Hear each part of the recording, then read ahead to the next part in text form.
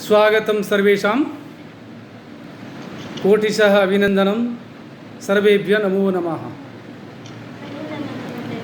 नमो नमः नमो नमः। अस्माकं पाठ्यविषयः काव्यप्रकाशः। ह्यस्तनदिवसं यावत् अस्माभिः काव्यप्रकाशस्य प्रथमः उल्लासः समीक्षितः। अद्य द्वितीयोल्लासः पाठयिष्यते समीक्ष्यते वा। कल तक हमने काव्य प्रकाश का पहला उल्लास समीक्षित किया था और आज हम द्वितीय उल्लास का समीक्षण करेंगे। इतः पूर्वं यत् काव्य प्रकाशस्य यः प्रथमोल्लासः अस्माभिः विवेचितः तस्य पुनरवलोकनं क्रियते वा उपसंहारः क्रियते। नेट दृष्ट्या तत्र केचन प्रश्नाः सम्भवेयुः, तद्दृष्ट्या पर्यालोचनं क्रियते। हमने कल तक जो प्रथम उल्लास पढ़ा था उस प्रथम उल्लास का हम उपसंहार करेंगे। साथ ही यूजीसी पात्रता परीक्षा की दृष्टि से कुछ प्रश्न संभावित है, उस पर हम विवेचन कर सकते हैं। आज कुछ प्रतिभागी नए आए हुए हैं, लेकिन जो पुराने आए हुए हैं उन्हें पता है कि प्रथम उल्लास में क्या क्या विषय वर्णित है। आपने अच्छी तरह उसको पढ़ लिया होगा, अध्ययन कर लिया होगा। तो विशेष रूप से इसमें जो विषय था प्रयोजन, हेतु, काव्य स्वरूप और काव्य के भेद, इन पर आचार्य मम्मट ने विवेचन किया है। यूजीसी नेट परीक्षा की दृष्टि से संभावित प्रश्नों में से कुछ इस प्रकार हो सकते हैं। आप लोग इसी के अनुसार आप जो तैयारी कर रहे हैं वो कर सकते हैं। देखिए, एक प्रश्न हो सकता है, काव्य प्रकाशस्य कति उल्लासाः भवन्ति? 10, 5, 4, 3 इति एवं नैके तत्र प्रश्नाः भवेयुः। तत्र उत्तरम् एकं वर्तते। प्राज्ञप्रकाशे वा काव्यप्रकाशस्य 10 उल्लासाः भवन्ति। तो काव्यप्रकाशस्य तद्मङ्गलाचरणं यद्भवति तद्मङ्गलाचरणे इष्टदेवता का वर्तते? सरस्वती, लक्ष्मी, दुर्गा, पार्वती एवं भवेत् न सरस्वती वर्तते। तत्र प्रथमोल्लासे आचार्य मम्मटेन यत् कविनिर्मितिः इति प्रतिपादिता, तत्र कविनिर्मितिः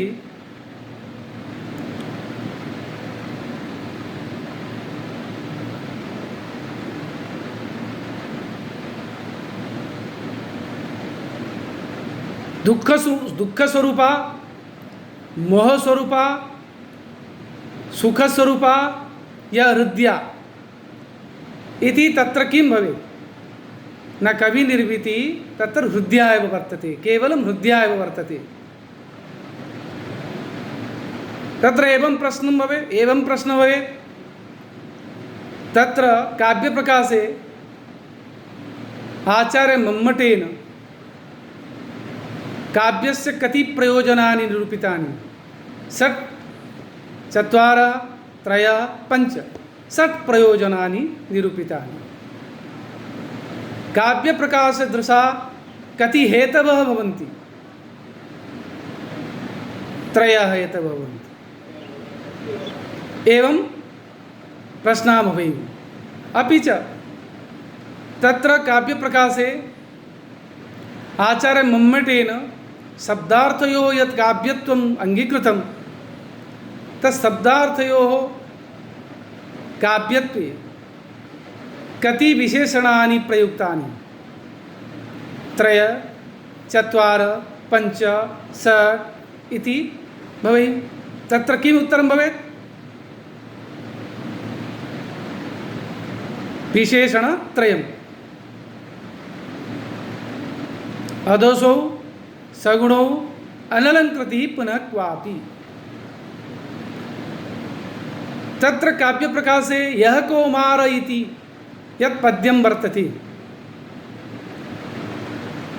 तदस्मिन् पद्ये वा तदस्य पद्यस्य काव्यत्वं कथं सिद्ध्यति?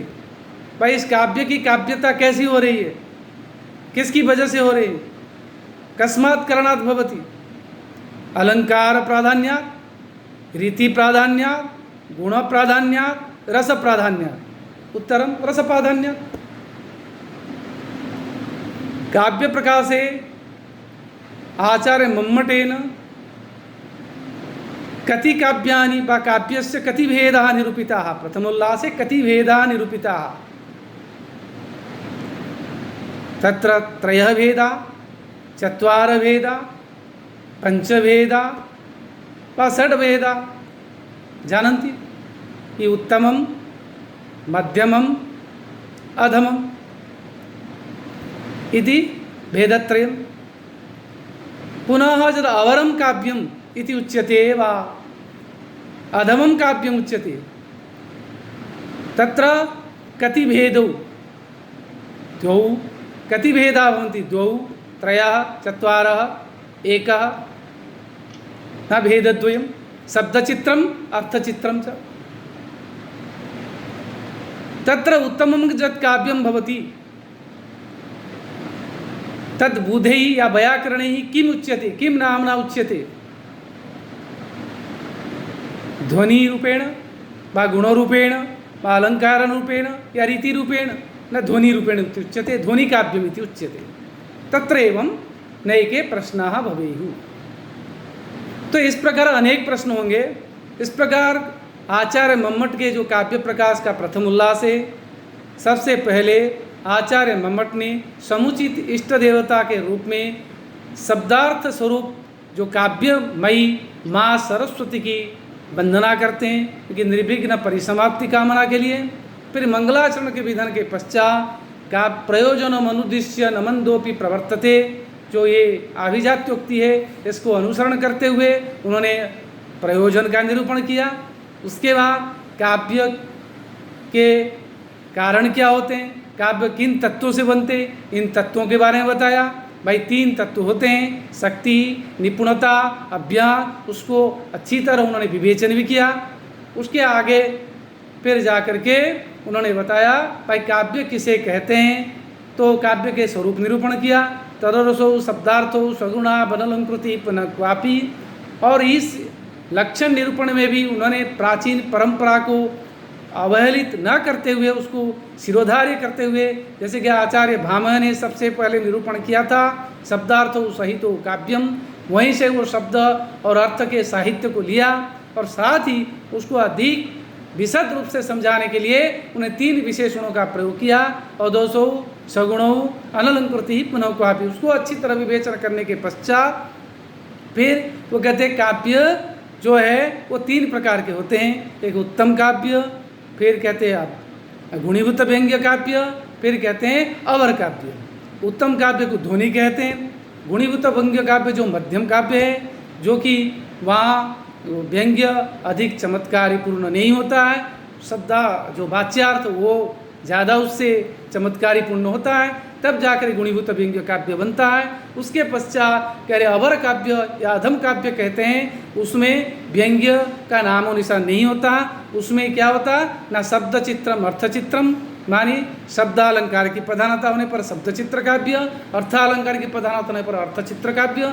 इस प्रकार इन्होंने पूरा प्रथम उल्लास में काव्य के जो आधार बिंदु को उपस्थापित किया।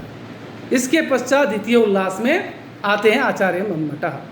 द्वितीय उल्लासं निरूपयितुं कामेन आचार्य मम्मटेन प्रथमं तावत् द्वितीय उल्लासस्य नामकरणं विधीयते, तद्भवति काव्यगत शब्दार्थ स्वरूपात्मकः। काव्य में जो शब्द और अर्थ का जो है उसका निरूपण करने जा रहे हैं। क्योंकि मूल तो काव्य का जो आधार तत्व जिस पर काव्य बनता है, काव्य का जो शरीर है वो है शब्द और अर्थ। भाई जो 10 उल्लास है, 10 उल्लास में क्रम में जाएंगे। सबसे पहले उन्होंने काव्य का स्वरूप जो निरूपण किया उसमें जो शब्दार्थ हो सहित तो काव्यम जो आचार्य भामह ने कहा था कि मूल विशेष है शब्द और अर्थ, उसको अंगीकार भी किया आचार्य मम्मट ने। उस शब्द और अर्थ को वर्णन करने जा रहे हैं। उसके बाद अदोषो किया, उसको भी सप्तमोल्लास में कहेंगे। सगुणों, गुण युक्त गुण का वर्णन अष्टमोल्लास में करेंगे। और 9वें और 10वें में अलंकार का निरूपण करेंगे। बीच में जो रहा है तीसरा है, उसमें जो काव्य की आत्मा रस उसके बारे में वर्णन करेंगे।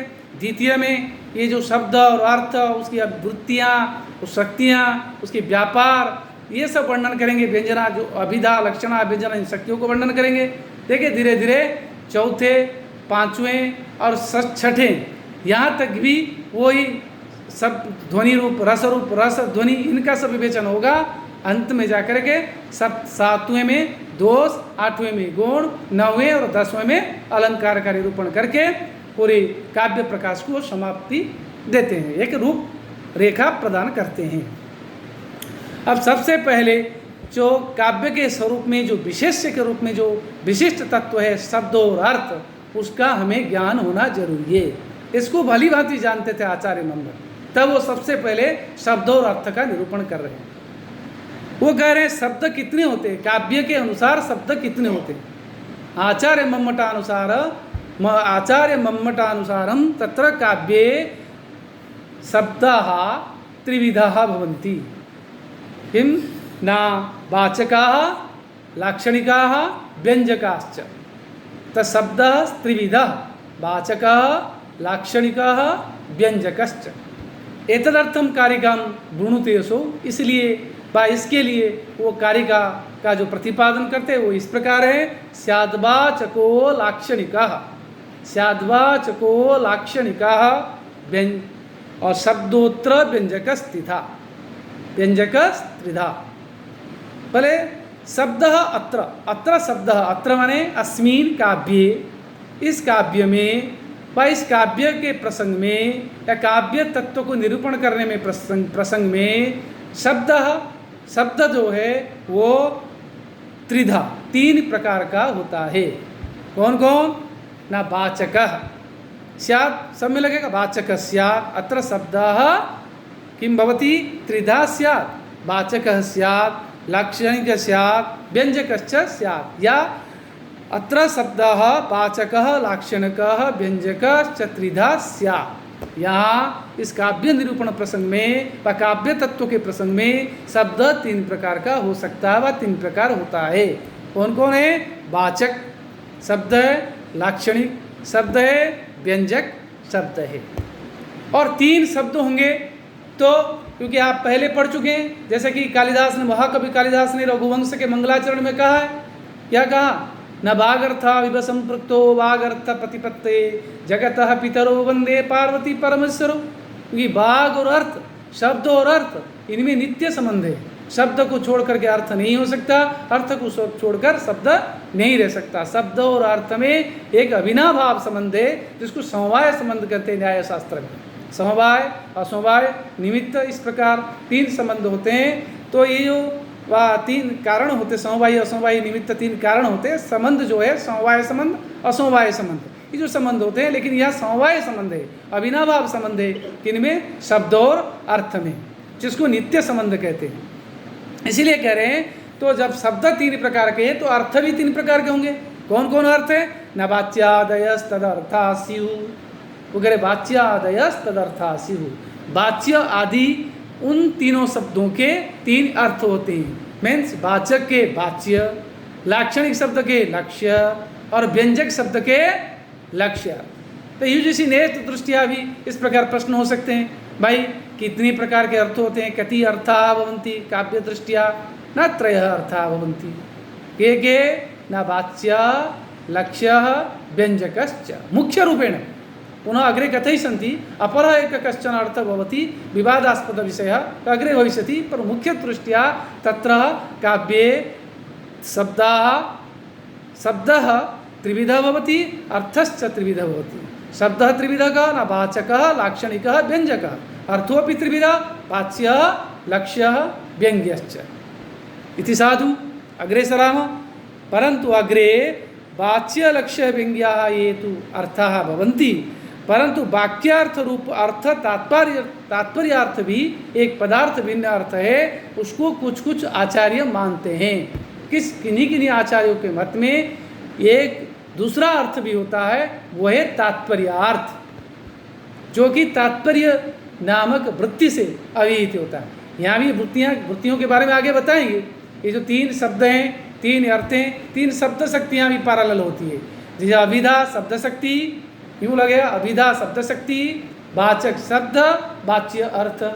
अभिधा शब्द शक्ति के माध्यम से वाचक शब्द से वाच्यार्थ निकलता। इसी प्रकार लक्षणा शब्द शक्ति के सहायता से लाक्षणिक शब्द से लक्ष्यार्थ निकलता। व्यंजना शब्द शक्ति की सहायता से व्यंजक शब्द से व्यंग्यार्थ निकलता। इसी प्रकार तात्पर्याक्ष नामक वृत्ति है, उससे तात्पर्य अर्थ भी निश्चित होता है। लेकिन कुछ आचार्यों के मत में इसमें मुख्य रूप से मीमांसा दर्शन में दो आचार्य हुए हैं।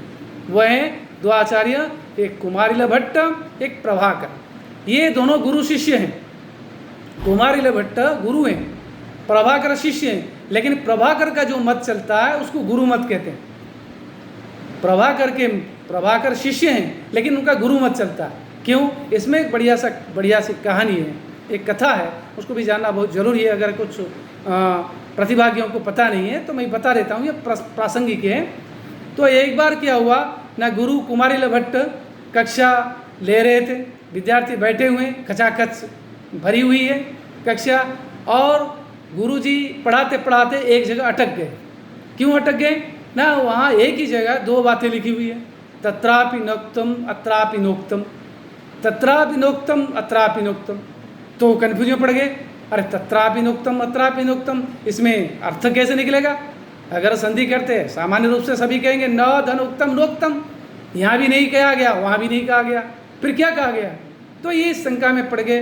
और उसी समय उनको कोई काम आया, या तो लघु शंका आई होगी, या किसी से कोई बात ऐसी आ गई होगी, वो उठ के चले गए। जैसे हम क्लासरूम में पढ़ाते, प्राय कुछ लोग इसमें अध्यापक हैं, विद्यार्थी भी जो होंगे वो भी दिखे होंगे कि हम क्लास में पढ़ाते वक्त जब चले जाते हैं, जहाँ पढ़ाते हम क्या करते ना, एक कागज़ या पेन कुछ भी हो उस जगह ही रख लेते हैं, रख करके उसको बंद करके हम चले जाते हैं। ऐसे कुमारिल भट्ट उस जगह को निशान लगा करके चले गए, और 5 मिनट बाद आए। जब आए तो वहाँ जब कागज़ निकाला तब वहाँ उन्होंने देख के चौंके। क्या चौंके ना, उनको समाधान मिल चुका था। तब तुरंत उन्होंने उठ के खड़ा हुआ, अरे ये काम किसने किया, किसने किया? सभी ने कहा प्रभाकर ने किया।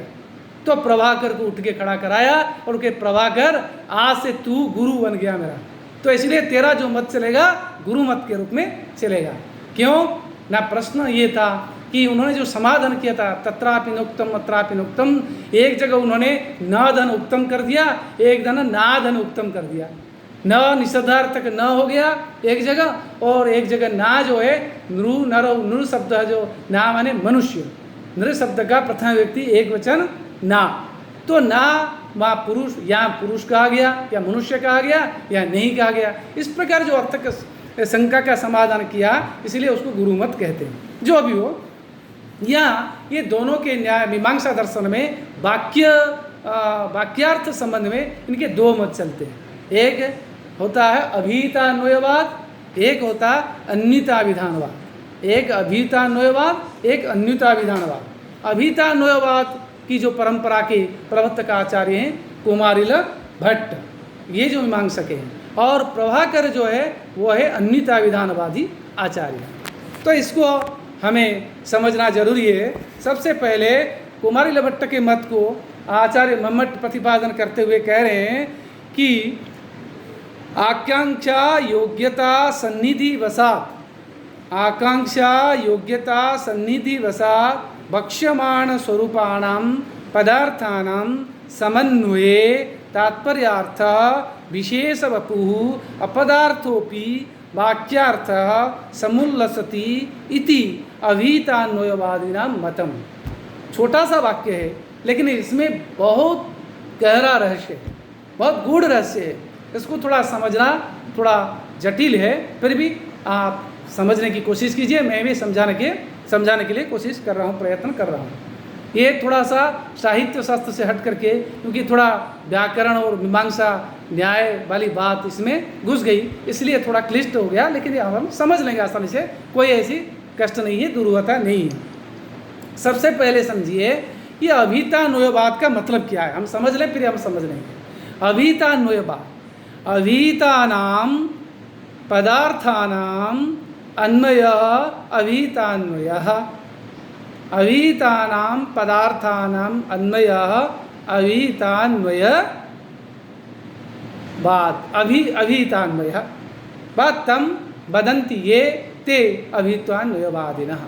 अभितानम पदार्थानम अन्वय, अभीत माने जो कहे गए, जो अर्थ को व्यक्त कर चुके हैं, जो पदार्थ, पद से अर्थ निकलता पदार्थ, समझ में आ गया। प्रत्येक पद, जैसे घटम आनय या घटम करोति, घटम करोति या गाम आनय घटम करोति, घट क्या है, एक पद है। घट में जो घटत्व भी जो अर्थ है वो घट से अर्थ को बताया, घट से जो घट रूपी अर्थ निकला वो पदार्थ हुआ।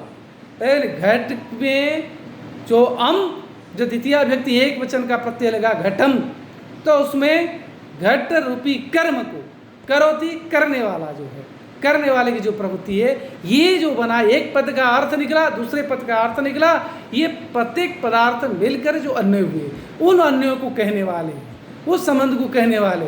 वो करे पदार्थ अलग चीज़ें हैं और अनेक पदार्थों का अन्वय होना, संबंध होना अलग है। जैसे एक श्लोक है, यह कौमारा रस है वही भरा, या वागर्था विव संपृक्तो वागर्थ प्रतिपत्ते जगतः पितरो वंदे पार्वती परमेश्वरो, ये सारे पद हैं, अलग अलग पद हैं इसमें, लेकिन ये पद क्या अलग अलग जगह बैठे हुए। हमें अन्वय बनाना पड़ता ना, अन्वय बन के हम फिर व्याख्या करते हैं। जब तक अन्वय बनेगा तब तक वाक्यार्थ नहीं बनेगा। अन्वय बनना मतलब वाक्यार्थ बनना, ठीक है। पद से अर्थ निकलेगा, पदार्थ है, और प्रत्येक पदार्थ को हमें समझना पड़ेगा। बिना पदार्थ समझे हम वाक्यार्थ को नहीं समझ पाएंगे, न चले कुछ भी अर्थ निकलेगा ना। हर किसी भी वाक्य से किसी प्रकार अर्थ निकल सकता, ऐसा नहीं होता ना। प्रत्येक वाक्य का अलग वाक्यार्थ होता, एक प्रत्येक वाक्य का अलग अलग वाक्यार्थ है। ऐसा नहीं कि प्रत्येक वाक्य एक ही वाक्यार्थ होता, क्या नहीं होता, क्यों नहीं होता। लेकिन उनमें जो पद हैं वो सभी पद अलग अलग अर्थ व्यक्त करते हैं। परंतु जब वाक्यार्थ बन जाता है तब पदार्थों का समन्वय बन के एक अलग से विशिष्ट रूप धारण कर लेता, उसको वाक्यार्थ कहते हैं, उसको विशिष्ट वपु कहते हैं। और वही है, क्या है, वही वाक्यार्थ है। उसी को बोलते हैं तात्पर्यार्थ, इसी को कहते हैं तात्पर्यार्थ। आचार्य भट्ट मीमांस जो है, कुमारिल भट्ट के मतानुयायी आचार्य क्या कहते हैं, इसी को बोलते हैं क्या ना, अभितान्वयवाद कहते हैं, और इसी को वो तात्पर्यार्थ कहते हैं, क्योंकि ये वाक्यार्थ है। वाक्यार्थ अलग चीज़ है, पदार्थ अलग चीज़ है, लेकिन अभित कथित पदार्थों का अन्वय ही वाक्यार्थ है। इस प्रकार वो कहते हैं। आप समझ लीजिए ये क्यों बन रहा ना, आकांक्षा योग्यता सन्निधि वसा। अगर आपने न्याय शास्त्र में पढ़ा होगा, तर्क भाषा तर्क संग्रह, उसमें ये पद आते हैं वाक्यार्थ में, वाक्य में। आकांक्षा योग्यता सन्निधि, ये तीनों होना जरूरी है। ये तीनों के बिना काम नहीं चलता। आपने वाजपेयी जी का भाषण सुना होगा, सुना है, वो कैसे भाषण देते हैं, बहुत बढ़िया, अच्छे वक्ता हैं, बहुत बढ़िया भाषण देते हैं। परंतु उसमें एक चीज़ जो है उसके लिए लोग उसको थोड़ा सा अंगुली उठाते, क्यों ना, आकांक्षा तो पूर्ति हो रही, उनकी योग्यता भी पूर्ति होती है, लेकिन तीसरा जो पॉइंट है आसक्ति, माने पदों का पास पास होना, वो नहीं था। अभी कहेंगे एक सब मैं, फिर थोड़ी देर रुकेंगे आप लोगों के लिए। तो ऐसे जो कहने का मतलब, अगर पदों में अनेक माने अधिक विराम आ जाए, तब वहाँ जब तक आगे बढ़ेगा श्रोता, वो वक्ता जो कह रहा है पहले पद के पदार्थ को भूल जाएगा, फिर आगे वो तारतम्य नहीं बैठेगा। इसलिए सन्निधि भी पदार्थ जो है, पद जो है, पास पास होना जरूरी है। जब कोई वक्ता बोलता है, वक्ता का समझाने की जो वो होना चाहिए। आकांक्षा का मतलब क्या है, आकांक्षा इसको बोलते हैं वक्ता समझाना चाह रहा है और श्रोता समझना चाहता है। ये जो बोधन और बोध, ये जो दोनों में तारतम्य बैठना, इसको आकांक्षा कहते हैं। क्या कह रहा है। जैसे मैं ही अभी पढ़ाऊँ, आपको अभी कहूँ पढ़ाते पढ़ाते मैं अभी गऊ बोल दूँ, फिर कुछ पढ़ा के फिर बीच में आकर मैं क्या अश्व बोल दूँ, फिर मैं कहता हूँ महाविद्यालय बोल दूँ, फिर कुछ पढ़ाने के बाद फिर मैं कहता हूँ ललित बोल दूँ, फिर कहता हूँ थोड़ी देर बाद और कुछ पढ़ा के मैं कहूँ देवेंद्र जी। तो ये जो आप कहेंगे ये क्या कहना चाहते हैं, या आचार्य क्या कहना चाहते हैं, क्या बोलना चाहते हैं, कुछ समझ में नहीं आ रहा, क्योंकि आकांक्षा पूर्ति नहीं होती है। तो इसलिए मेरे अगर मैं पढ़ाते पढ़ाते गौ रस्व पुरुष हस्ती एते सर्वे प्राणिना, आपको समझ में आ गया, क्योंकि सारे पदार्थों का आकांक्षा पूर्ति हो गई। फिर आकांक्षा के बाद दूसरी चीज़ योग्यता होनी चाहिए। योग्यता क्या होती है ना, वाक्य में जो पद बैठते हैं प्रत्येक पद के जो अर्थ निकलता है उसको बोलते हैं पदार्थ। उन पदार्थों में परस्पर योग्यता होना जरूरी है। जैसे हम कहते हैं जलेन सिंचति, जलेन सिंचति बालकः, भाई बालक क्या कर रहा है, पानी से सींच रहा है, वाक्य ठीक है। लेकिन अगर कहा जाए बालकः बन्निना सिंचति, नहीं बेटा योग्यता नहीं है, ये आग से सिंचा नहीं जा सकता। अग्नि में और सेचन क्रिया में योग्यता नहीं है, अग्नि के द्वारा सेचन नहीं किया जा सकता, सेचन कार्य पानी के द्वारा किया जाएगा। अग्निना सिंचति बन्निना सिंचति इति वाक्यम अशुद्धम, क्यों किमर्थम न योग्यता विरहत्वा तत्र योग्यता नास्ति। पदार्थयोः यह बन्ने यह अर्थ और सिंचति इति सिंचति इति क्रियाया क्रियापदस्य यः अर्थ एनयोः अर्थयोः योग्यता परस्परं न भवति। एतदर्थम एतत् न वाक्यम वा एतत् वाक्यत्व अस्य वाक्यत्वं न स्यात्, वाक्य से योग्यता न स्यात्, वाक्य की योग्यता नहीं होगी क्योंकि इनमें योग्यता नहीं है। आकांक्षा योग्यता, इसी प्रकार सन्निधि, सन्निधि क्या न, एक पद और दूसरे पद में पास पास समीपता होना जरूरी है। अगर दूर दूर रहे, जैसे गौ रस्व पुरुष हस्ती प्रहरे प्रहरे उच्चारितानि अभी कह दें, 10 मिनट बाद और एक पद कह दें, तो और 10 मिनट बाद और एक पद कह दें, उसमें सन्निधि नहीं होगी, वो वाक्य नहीं बनेगा। इसलिए कह रहे हैं आकांक्षा योग्यता सन्निधि बसा बक्ष्यमाण स्वरूपाणाम। बक्ष्यमाण स्वरूप किन कौन है, कहने की इच्छा किन में, प्रत्येक पद के पदार्थों को कहने वाले जो पदार्थों का है उन पदार्थों का समन्वय, एक समन्वय बैठना। जैसे वागर्थ संपृक्तो वागर्थ प्रतिपदे, ये पद्य है, ये अलग अलग जगह बैठे हुए हैं, प्रत्येक पदार्थों का एक समन्वय बैठाना पड़ता, तब हम फिर एक एक करके अन्वय बनाते, क्योंकि इस प्रकार बनना पड़ेगा है। तब अन्वय बनने के बाद फिर वाक्यार्थ बनता। समन्वय तात्पर्यार्थ, एक अर्थ जो निकलता उसको तात्पर्यार्थ कहते हैं, जो कि वाक्यार्थ है उसको तात्पर्यार्थ कहते हैं। वो पदार्थ नहीं हो सकता, क्योंकि प्रत्येक पद का जो अलग अलग इंडिविजुअल व्यक्तिगत जो अर्थ है वो पदार्थ है, और सभी पदार्थों का एक संबंध स्थापित होना वो क्या है, तात्पर्यार्थ है या वाक्यार्थ है। वो विशेष वपु अलग हट करके एक रूप धारण कर लेता, वो पदार्थ से अलग हट करके, इसलिए विशेष वपु है। अपदार्थों भी पदार्थ न होकर भी वाक्यार्थ, लेकिन वाक्यार्थ है समुल्लसति इति कहा जाता है। इति अभीतान्वयवादिनां मतम, माने अभीतानं पदार्थानां अन्वयः अभीतान्वयः वा तस्य वादिनः अभीतान्वयवादिनः इति अभीतान्वयवादिनां मतम। कुमार लभट्ट इस प्रकार तात्पर्यार्थ मानते और किसको मानते, विशेष वपु मानते, वाक्यार्थ कहते हैं, लेकिन पदार्थ से अलग हट करके कहते हैं। परंतु इसके विपरीत जो गुरु मत है, प्रभाकर है, वो कहते नहीं, ऐसा नहीं हो सकता। वो क्या कहते हैं, वाच्य ही वाक्यार्थ है, आपको अलग से वाक्यार्थ या तात्पर्यार्थ कहने की आवश्यकता नहीं है। क्यों न बोले वाच्य वो वाक्यार्थ इति अन्यथा विधानवादिन।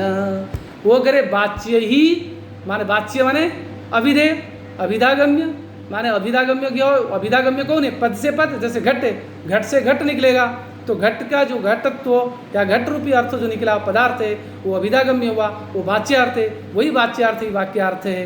कैसे, वो करे प्रत्येक जो अर्थ है, पद का अर्थ है, वो पदार्थ एक दूसरे से वाक्य में प्रत्येक पदार्थ संबंधित हो करके ही निकलते हैं। इसलिए करे अन्यता विधान, माने अन्यता ये पदार्थ तेषाम अभिधानम अन्यता विधानम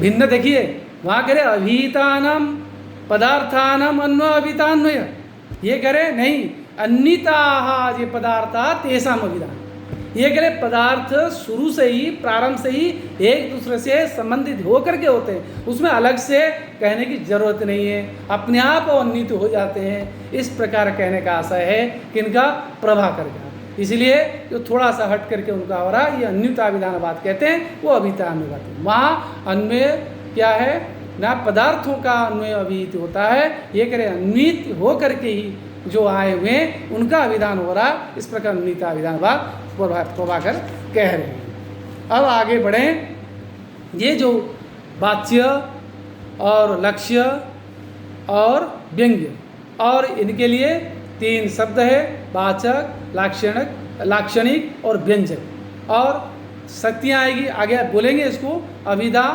लक्षणा, व्यंजना। इसी प्रकार जो तात्पर्य अर्थ है, इसके लिए तात्पर्याक्षर वृत्ति, वही उनका अर्थ है, वही उसकी वृत्ति है। आगे बोलेंगे, अब ये आगे कह रहे हैं सर्वेषां प्रायसोऽर्थानां व्यंजकत्वम् अपिष्यते, क्योंकि मूल प्रतिपाद्य ये रसवादी कवि, ध्वनिवादी कवि, मैंने पहले ही बता दिया था। जो संप्रदाय है, आचार्य आनंदवर्धन ने जो ध्वनि की स्थापना की थी, और उनकी जो टीकाकार लोचन टीकाकार अभिनव गुप्त है, उन पर प्रबल प्रहार किया था कुछ आचार्यों ने, परवर्ती आचार्यों ने, उसमें व्यक्ति विवेककार महिम भट्ट ने ही प्रहार किया था।